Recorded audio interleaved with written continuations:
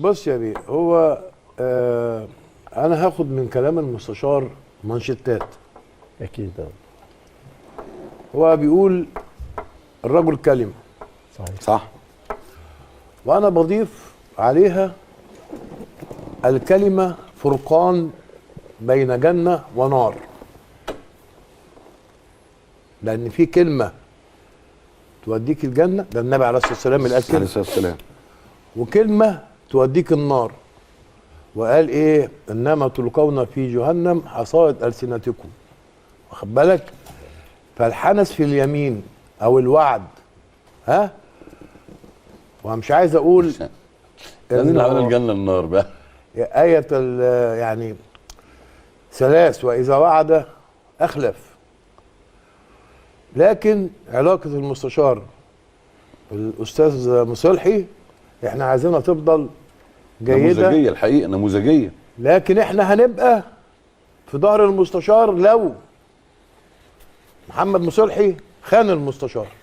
لا، وعلى فكره ده مش كلام، بس انا مش هقطع حضرتك. لا، ده انا هاكد اللي حضرتك بتقوله، وهاكد اللي المستشار قاله طلع على صوت على لسان الاستاذ محمد صالح. هاتوا لنا الصوره بتاع الاستاذ محمد مصلحي تصريحاته وتصريحاته، قال ايه على لسانه هو بالظبط كده. اهي امامنا. مرتضى منصور هو رئيس النادي الوحيد اللي في مصر الذي وقف بجانب الاتحاد السكندري. قعد مرتضى منصور ان الاتحاد السكندري اذا قرر بيع مروان عطيه سيكون لنادي الزمالك. عشان كده بقول لك الكلمه، يعني حتى اسكندريه فعلا المستشار قال كلمه حكمه. قال لك ده حتى اسكندريه ده الستات فيها لما بتقول كلمه بتنفذها على رقبتها، واخد بالك؟ دونا عن يمكن نساء كل المحافظات مشهورين بكده، واخد بالك؟ فالكلمه مهمه جدا جدا. ثانيا بقى تعالى لمروان. يمكن المستشار بيقول انه ما تابعوش، انا متابعه. اقسم بالله العظيم يا خالد، لاعب عادي جدا جدا. لما تيجي عادي جدا ليه؟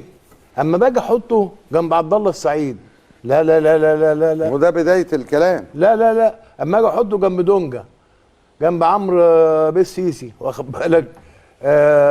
جنب رؤى، يعني جنب امام عاشور، لا لا لا لا، فرق شاسع. مروان عطيه لعيب عادي جدا جدا جدا. انا مش راح اجيب ميسي و25 مليون ايه. وبعدين ده مرتضى متخصص في انه يشرب الاهلي اللعيبه اللي مش عايزها الزمالك. وهو ضرب امثله بقى، كوتي منساه والعديد من اللاعبين. صلاح محسن يا بيه اخرهم صلاح محسن، واخد بالك؟ ولما ليه بيحب ياخد لعيب اسكندراني برضه اللي من سموحه السنه اللي فاتت. لا الاتحاد السكندري، ده انت قعدت الاتحاد السكندراني في الدوري، هداف دوري، راجع اهو ببلاش يا بيه. لا انت قعدته باوباما، احنا نسينا اوباما عمل ايه في الاتحاد السكندري؟ لا كسر الدنيا، انا بضرب مثل. واخد طبعا بالك؟ طبعا. فالكلام ده كلام إمام. يعني هو في موسم الانتقالات البيبو بيشغل اللجان، بيقعدوا يعملوا دوشه. انت عارف طلقات البشنك هي تدوش بس ما تصيبش وما تموتش. كل اللي بيتقال على السوشيال ميديا ده طلقات بشنك، او ضربه صوت في الماء. كان الدكتور كامل ليلى بكليه حقوق يقول لنا يعني هذا الكلام. انت لما تجيب كرباج وتضرب له في الميه حصل لها حاجه ولا حاجه. فكل اللي بيحصل ده عشان موسم الانتقالات.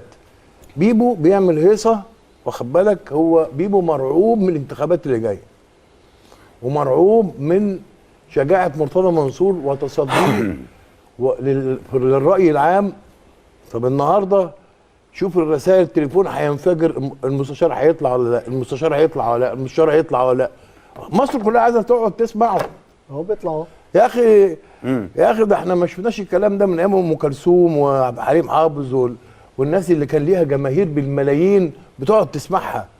النهارده مرتضى منصور بيطرب الراي العام يا خالد. ايوه طبعا والله. لا، هو الكل بينتظر، يعني حتى الرسائل لينا احنا الاربعه الكل بينتظر البيان، وخاصه ان هو بيخص مواضيع هامه جدا لكل جماهير وعشاق. استبعدت مين طيب؟ أيوة. يعني 5. نادي الزمالك. استبعدت انا مين بقول يعني 5؟ انتوا الاربعه وانا يعني. ايوه يعني واخد بال حضرتك. فانا عشان ادي بس الفرصه للاستاذ منتصر، عايز اقول ان القضيه طلقات في شنك، وجمهور الزمالك لازم يكون واعي، واخد بالك.